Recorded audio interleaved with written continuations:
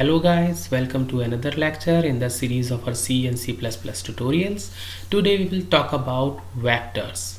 So what exactly a vector, how we can use it, and just remember it is a very huge concept, so we'll break it as many as parts we can, and let's start with.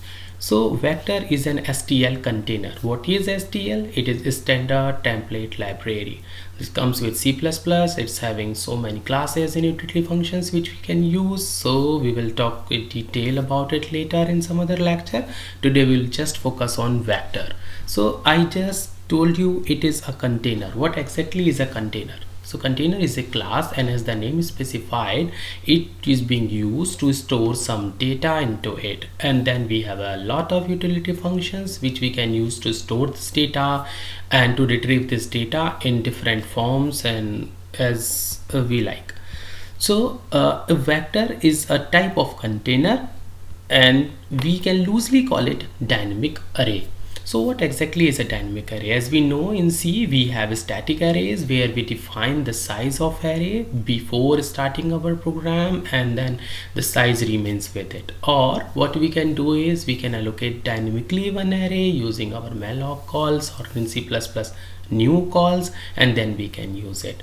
But when we use vector, we are free from all this stress and headache. We don't need to define a fixed size when we start our program. We just need to define a vector, and C++ internally grows it as we put more elements into it. So this is one of the advantage but why we use vectors. So as the second point is specified here, vector allocates a fixed size number of elements at declaration for itself and use that until that exhausts. At the time of pushing an element, if the vector is already at its limit, it silently resizes itself and accommodate the element. So here what exactly we do, as you can read in point number 2 and 3, we just keep putting numbers into the vector container, and as soon as it exhausts itself, it will allocate another you can say new space for itself, and you will never know what exactly is going on in the back, but vector keep adding elements for you. So this is dynamic allocation. Then fourth point is vector elements are contiguous, stored in memory, and could be traversed using iterators. So as I said, you can call it a dynamic array. So these vector elements are stored contiguously in a memory location, and you can traverse it using your normal iterators, or you can even use your C convention whenever you want to print this element or traverse these elements.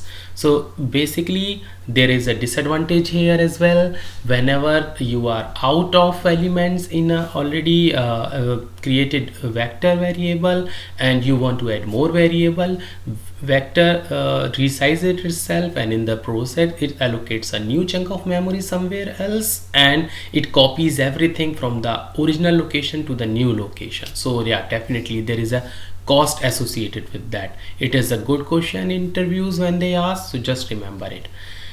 In the fifth point, inserting, deleting in middle any position other than end is possible, but as all elements post that are required to be moved one position, it is a costly operation.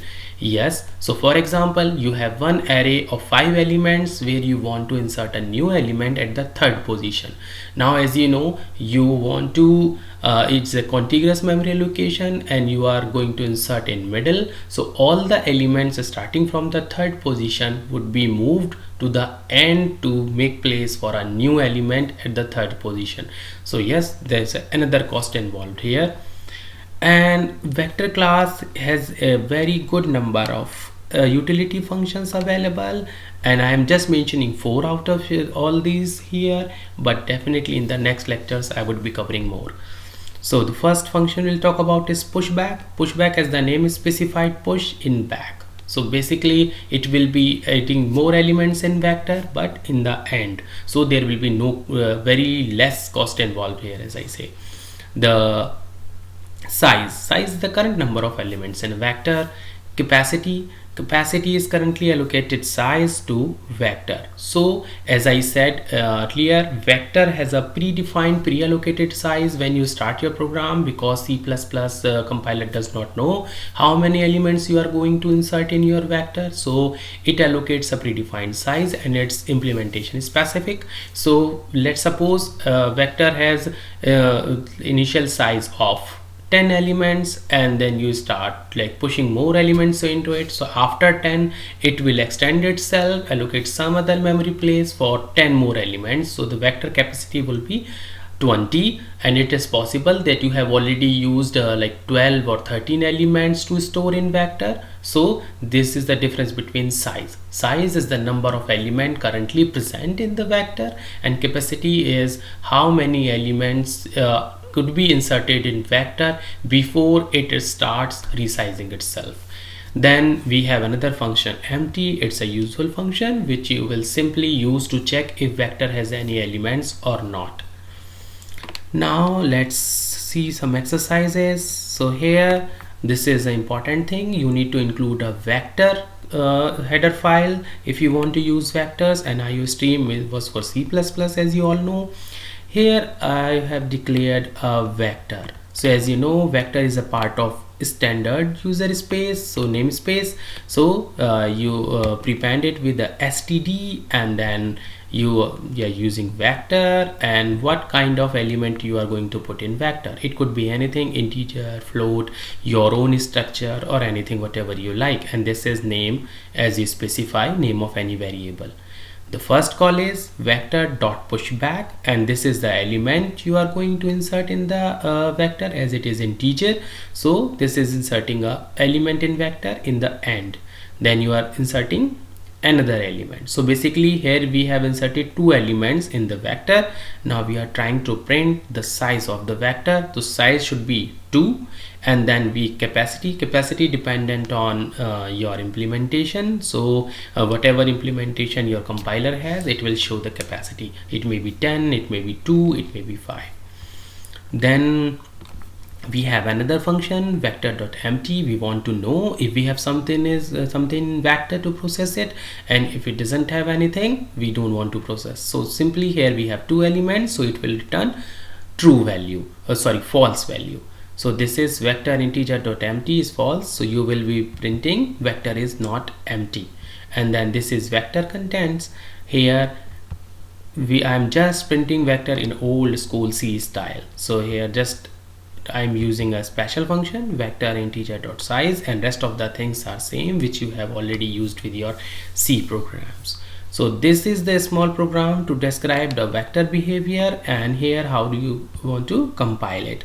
So G++ is a C++ compiler, and you need to specify option. This is part of your C++ 11.